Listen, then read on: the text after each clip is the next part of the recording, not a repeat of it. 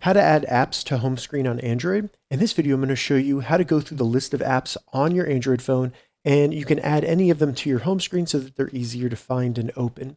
And if this video helps you, please consider giving a like and also subscribe to my channel because that really helps me out. So the first thing we need to do is just swipe up from the bottom and you'll see a full list of all the apps that we currently have on our Android phone. Now, if you want to add any of these to your home screen, simply long press the app and then you'll see add to home screen, select add to home screen, and then it'll show up on your home screen right there. Once it's on your home screen, you can move it around by long pressing it and just dragging it and then letting go wherever you want to leave it.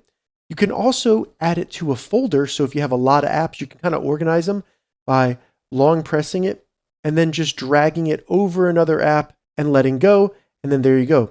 I now have multiple apps in this folder here, where if I want to remove one, I would just long press and then drag it out. So that's how you add apps to home screen on Android phone. If this video helped you, give it a thumbs up and please consider subscribing to my channel.